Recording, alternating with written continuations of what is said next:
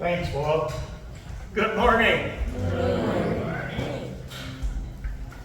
I was just listening to Bob when he talked about coming through for the first time 9 years ago and meeting Marge. I dropped in and started guest speaking over 19 years ago and met Marge. So I don't know how long she's been here, but it's been a lot longer than that. And that's a good thing. I got a really unusual type of a talk today because I'm not going to really talk a lot about God. Oh, okay, yeah, this is a little higher. My glasses are, yeah, oh, okay, good, yeah. I'm not talking a lot about spiritual authorities or people in charge or anything like that. This is going to be a different kind of a session in that what we're going to look at is we're going to look at animals, nature, and family. Family is very important. And I think that we get some of the best examples of how to interact with each other by examining animals. And it doesn't really matter. If you look at yourself, you can identify with a certain animal more than you can with another one because we have all the qualities in us that all the animals have. Ever seen anybody being catty? I'll leave it at that and get your bit of imaginations going. So what I'm going to do is I'm going to start out with an opening meditation of a different type. And I want you to be really clear to start with the back of your mind. What animal or animals do you identify with the most? So I'll call upon Vivian to lead us in. You are the face of God. I hold you in my heart. You are a part of me. You are the face of God. You are the face of God.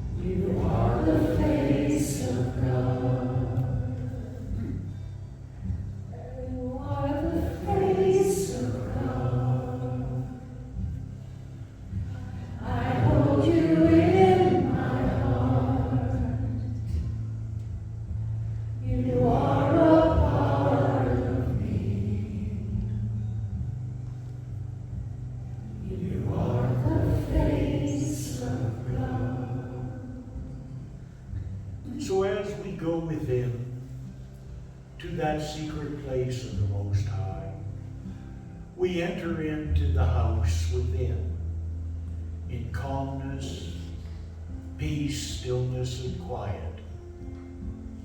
And knowing within ourselves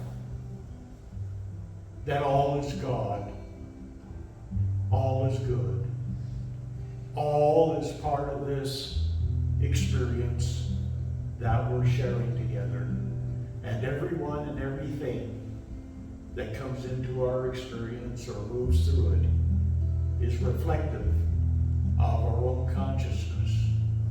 And as we learn and grow and see more, we see within this demonstration what we need to know about ourselves.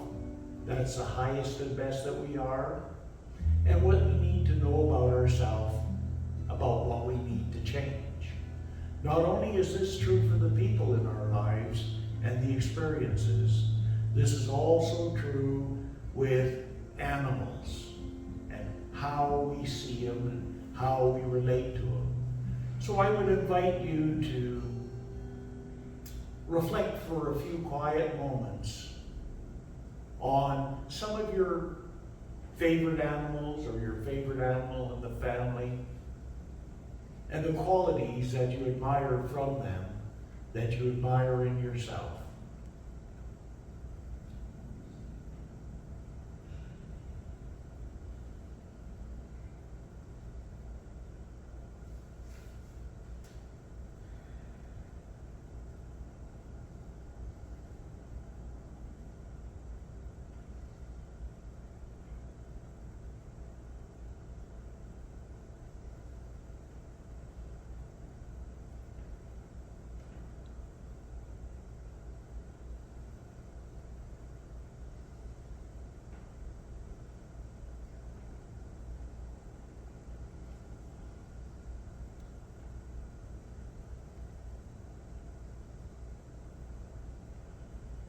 And so as we have reflected upon these qualities and saw them in ourselves,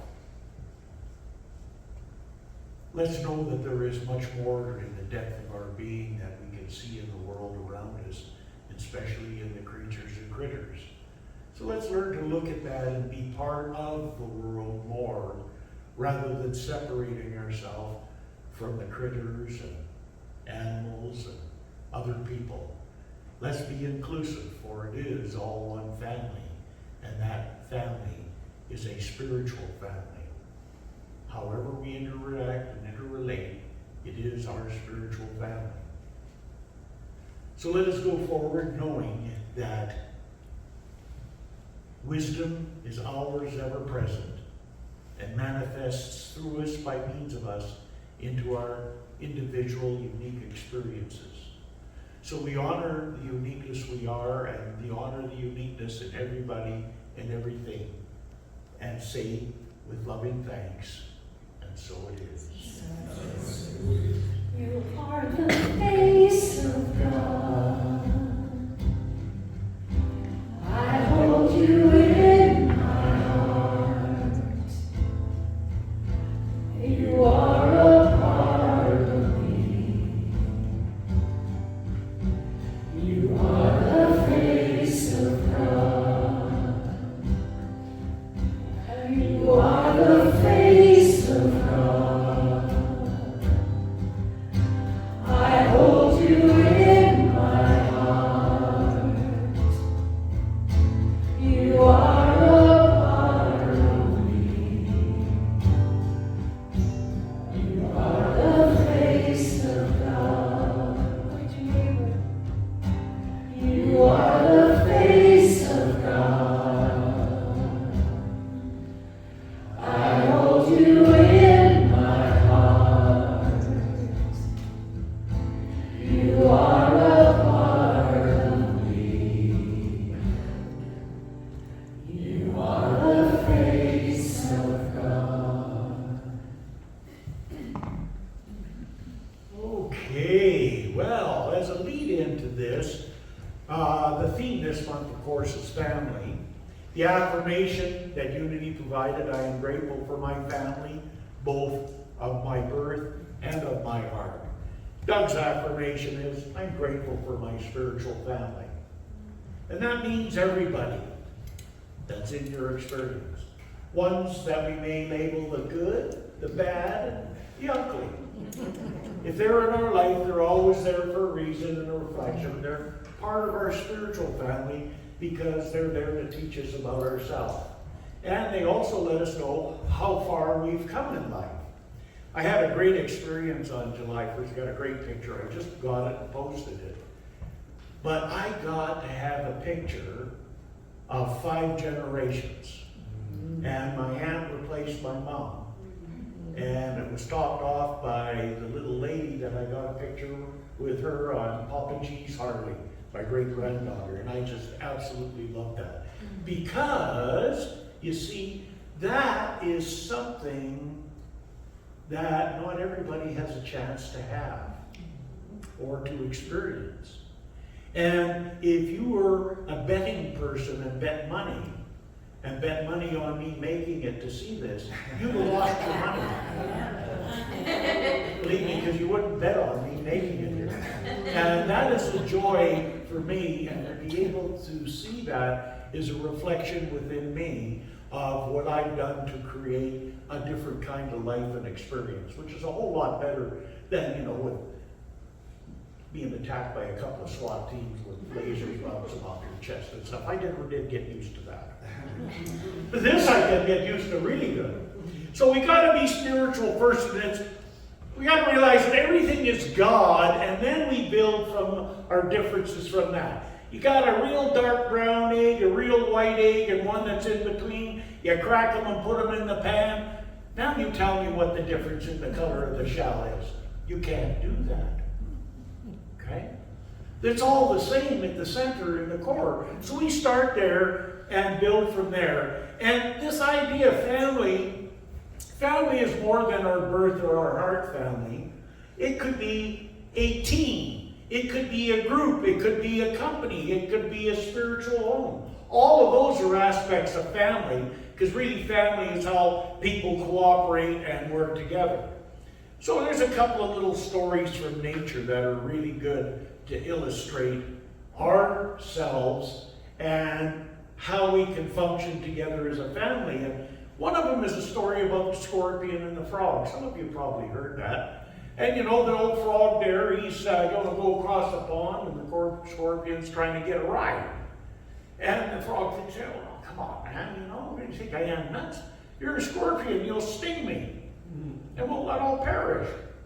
And the scorpion says, well, yeah, if I did that, I'd perish too, because I'd drown. The frog thought, yeah, well, you know, that's okay, that's logical. And so the scorpion hops on the frog halfway across as he stings him, and as he's sinking, they're both dying, and the frog looks at the scorpion and says, I don't understand. Why did you do that? And he said, well, I'm a scorpion, and that's my nature. Okay? Good, bad, or indifferent, every one of us has a different aspect to our nature. And that aspect is unique to us, and individually, whatever it is, we will express that out here. Now, the real trick is that when you get onto the spiritual path and develop your spiritual family, then how you express your nature out here is a whole lot different than how you may have done it before. I expressed my nature really well before. I was exceptionally good at being bad. I hardly ever got caught. Got blamed a lot, but hardly ever got caught. I was really good at it. I had a unique way of getting inside of people's minds and twisting outcomes. I think they call it manipulation. I was a master at it. But I didn't think that was anything of a big deal or a talent.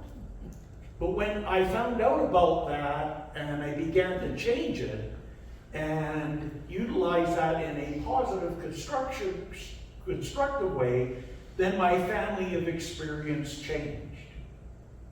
And I stepped into it. Because that can only happen as we are willing to change. And as we're willing to change, our spiritual family expands. They could be our birth family, like the 5 generations, or it could be like my favorite spiritual communities is Unity and Red Deer and the CSL in Calgary. I just love those communities and the people in them. Because they think the same way as I do. Not everybody come from the same place, but we all come from somewhere. So that's a very important thing. So I always know that everybody has their nature, and it's their nature they bring to the place. And if you get to understand people's nature, then you know that most of the time, in our experience, we express it in a positive way. But do you ever express your nature in a negative way? You go, yes, because whether you like to say it or not, you do. And I'll leave that up to you to think about. Now, the next one I want to talk about are rats. Rats are actually quite resourceful. And they work together as a team or a family too. If you ever get stuck on a ship or a rotten house and you got to get out in a hurry, follow the rats. Okay, rats off the deserting ship. They use that as an analogy for 400 years. Usually to represent people that run from the heat when things get going bad. They're there for the glory, but they run from the heat when it gets bad. Mostly politicians. Good analogy. So, be careful about what you're labeling other people as. Look at them and look for the resourcefulness in them. Look for the quality in them that, you see in yourself and that you can expand and grow on and take into the world. Now, there's another thing I want to talk about here. Another animal is called the lemmings. Anybody ever heard of lemmings? Yeah, little rodents and that. And they talk about the lemmings. They go every 4 or 5 years on this mass cycle. They go on a suicide trip and run off a cliff. Anybody ever hear that? Yeah. Well, that's a lie. That is an absolute non-truth lie. One has to be careful of herd mentality. Buying into something that somebody tells you and that you begin to believe and show you false evidence of. Lemmings do have a cycle every 3 or 4 years. There's lots of them. And they do travel together, and some of them get smoked crossing rivers and that. But they do it in search of food. They have absolutely no intention of suicide in them at all. So how did we get these wrong ideas? I'm going to do a little digression and talk about a wrong idea that I think we got in the 50s and 60s from televisions and doctors, where it was okay to smoke because it relaxed you, took the pressure off, and if you're pregnant, you really need to smoke to help you relax during the stress. Anybody hear those rumors? A lot of you know what I'm talking about. How many people bought into that? I know one for sure, that was my mom. It's okay for me to smoke, the doctor said so. Boy, oh boy. Coming back, that's herd mentality. Lord only knows what else we're buying into right now as a group, as individuals, that's false. That's why I say the most important thing. That's why I love this philosophy. Because nobody tells you what to do or what to think. They teach you how to think and how to do stuff, but not how to do it. Because I'm not really good at people telling me what to do. Never have been. I guess it could be those authority issues that I had with 500 or 600 counters I had with the police and stuff. That's another story. The lie. Where did the lie come from? In 1958, Disney made this film called White Wilderness. And the filmmakers, eager for some dramatic footage, got a whole whack of lemmings and pushed them slowly over a cliff, killing them. Taking the picture of the lemons jumping to suicide and smashing on the rocks. It was horrible. People were absolutely just taken apart by it. And how could you do that? So a person that became a lemming was somebody that followed somebody right to the end of their doom, right? And it comes from a lie.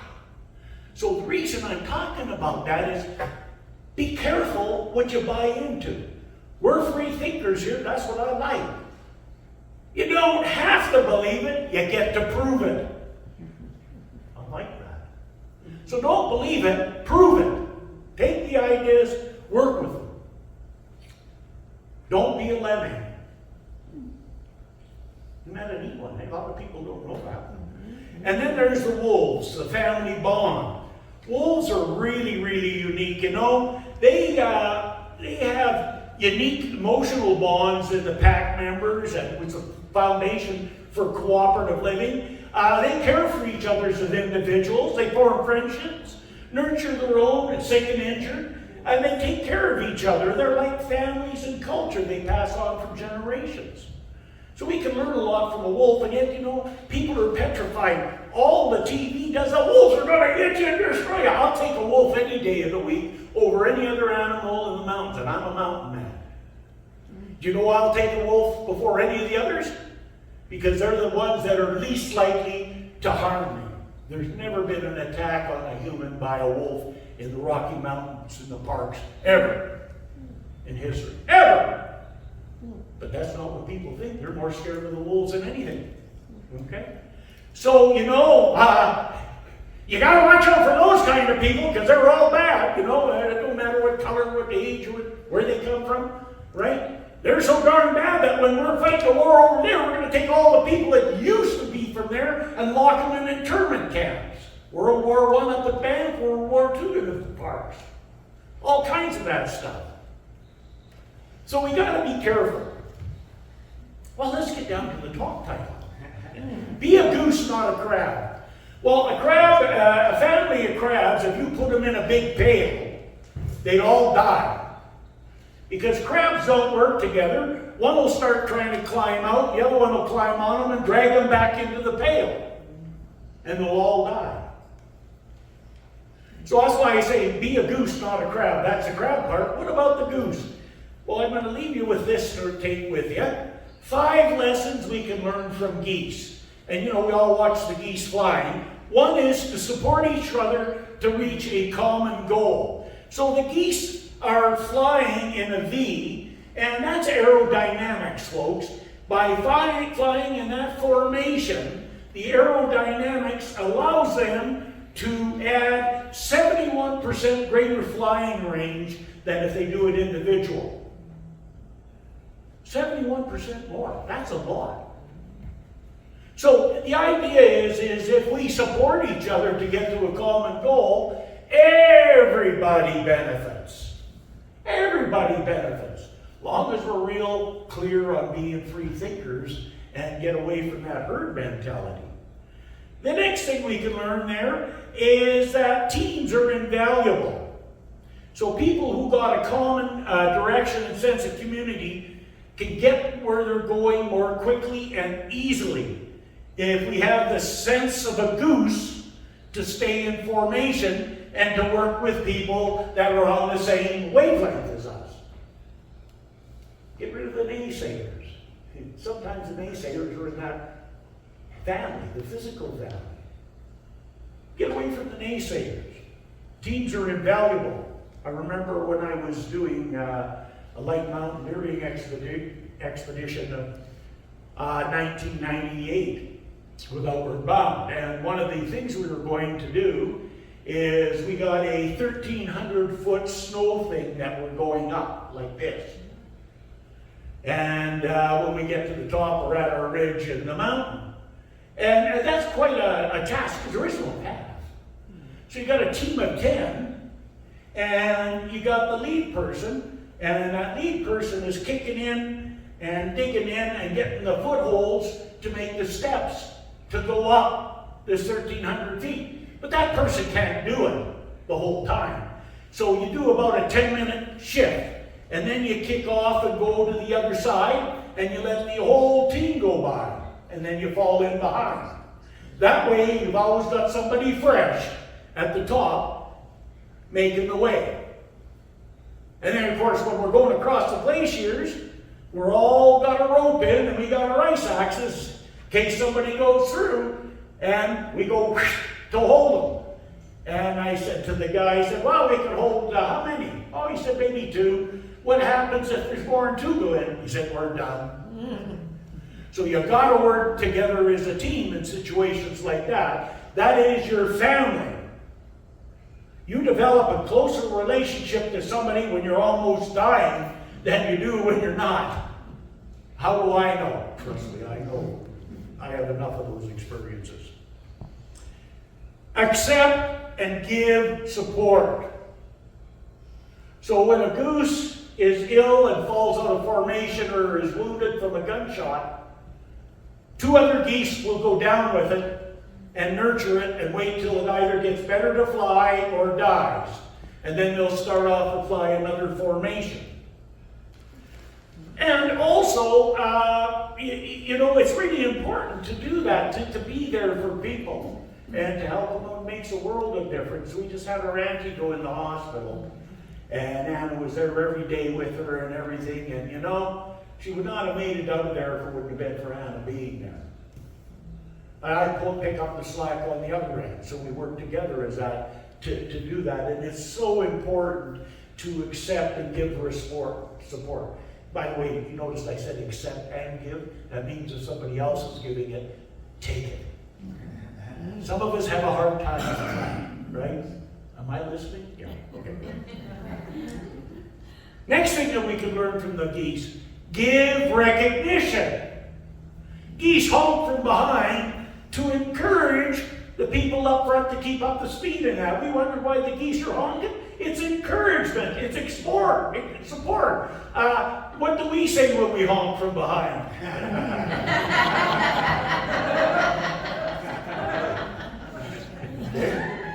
So one of the things we need to do is we really need to give that recognition to people that are doing it. I remember one of our boys and his wife were talking about moving to New Brunswick a number of years back, and they didn't go to their biological parents for advice or support, they come to us. Okay, their step parents. And they come to us because they know we're not going to tell them not to do it or not to do it. We worked our way through it with them and got to the position where they finally decided, yes, this is what they're going to do. And after they do that, they said, well, good, now you know what I think you should do? I don't want you to move. I want you to stay here because I want the kids here. I don't want all this. They were absolutely shocked. They said, because this is not about what I want or what you want, what Anna wants. This is about what you guys want. That's support. It's about what you want, not what I want. We're extremely selfish with what we want. We want them to stay here. Okay? And the last thing is create a sense of community. And that's it. The community is where it's involved. When the head goose gets tired, he rotates back and the other geese take their turn up at the front. And that's community. It's going together, working together. And when you're doing a demanding job, it makes sense to take turns, right? You can't have anybody up there and somebody so, I'm not very good at it. You take a smaller amount of time, but you do it. You know, I was the oldest guy there. I was at 50-something, all these young kids. They were a lot more capable or competent than me of going longer. I couldn't do it. But I did what I could, and nobody said a thing. Okay? Because it's that sense of community. The best thing about that Outward Bound thing was at the end. Last day, can you imagine going 20 days without a shower, with no soap, no towels, not clean? You do get ripe. And the last day was an experience where we had to do a 10-kilometer run through the mountains. And I'm not really much on running, and I'm always the slowest guy. Fortunately for me, for 5 kilometers, there were a bunch of ladies there doing a course, and some of them were plus size, so I could run with them. And I did well with that. But you know, it was so neat, because I was way behind everybody else. But when I got close, I guess somebody knew it, and when I got there, the whole team was waiting for me. Everybody was waiting for me, cheering me, and doing this for the old guy that finally made it. That was an interesting experience. I gotta tell you a little side on that. I stopped at a coffee shop to get a muffin and coffee just after we left, and I hadn't had a shower for 21 days, humping up in the bush. And I walked in there, everybody turned around and looked, and I thought, gee, it must be my presence, but I didn't know it was my presence.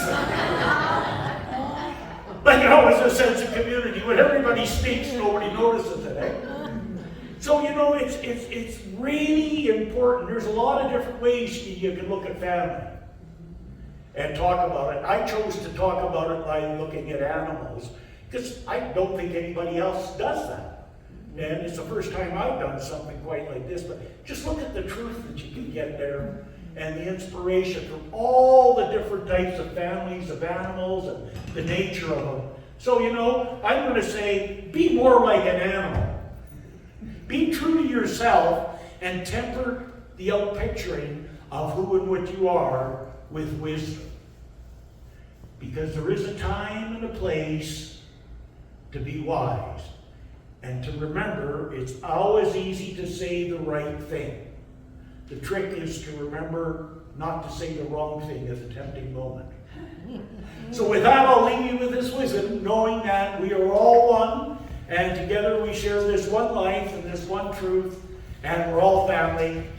I accept this, I know it to be so, and so it is. So it is.